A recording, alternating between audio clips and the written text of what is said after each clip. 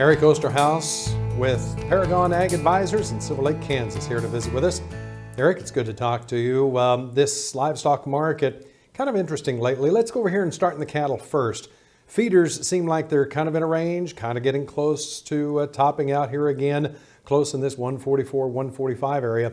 But now we've got some of these winter storms behind us, but there is some really bitter cold weather headed to parts of the northern part of the beef belt. And it just makes me wonder if, even though we haven't had any reports on weights because of the government shutdown, you got to wonder if some of these weights aren't steady, maybe even pulling back a little bit. Well, a guy would certainly have to think so. I mean, it's pretty obvious that when the weather gets like this, and we've had at least two bouts of pretty good winter weather run through the plains here, and of course, the cattle being, fairly wet, and, there's lots of reports of muddy cattle, and, that's just not very good on, for a weight gain standpoint. If you're feeding those cattle out, you're not getting as much back for the feed that's going in. So I think the news is starting to hear a little bit that those weights are coming down. Now, some areas actually, that have managed to avoid most of the wet weather, just plain cold but not as wet. I mean, I think they're doing okay. Maybe their weights are fine, but looking at the feeder cattle market, you mentioned it's been a range trade. It seems like it wants to go someplace, but it's just real hard for it to crawl through all that weather news. And again, who wants to buy a whole bunch of feeders and stick them out on a muddy lot right at the moment? And so I think just that lack of buying has really held that market back yet. And maybe it's going to take a little bit more, get past the next week and a half, 2 weeks of weather and see if we don't finally start to dry out, maybe get a little bit of a warming trend. You got to wonder also if these packers are going to be willing to pay up for some of these cattle that are muddy, particularly in the south. That's got to be a big question out there also.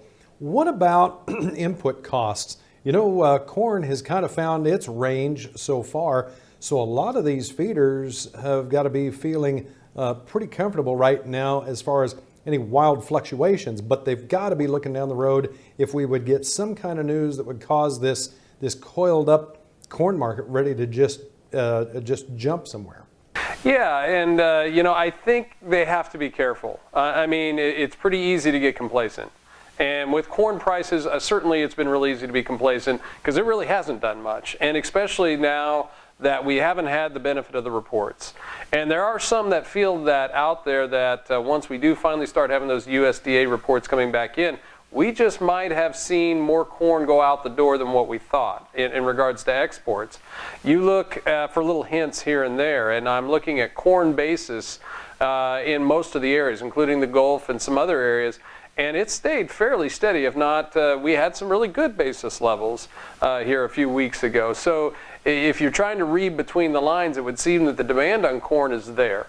And so there is a little bit of concern if I was, worried about my feed costs, about making sure that I get enough locked in, if for no other reason than if we would make some headway in the next few weeks with China. You would probably see the beans react because emotionally you would see that in the market.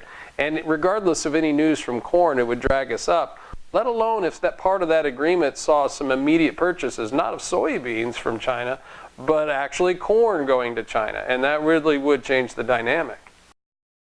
That's kind of an interesting dynamic that a lot of folks have been talking about, is that maybe China could be coming to the market for corn. Of course, they also have talked about buying beef and crude oil and wheat as well. So all of that's got to factor in. Okay, if we want to find out more about Paragon Ag Advisors, what's the best way? Best way to give us a call, 888-452-8751.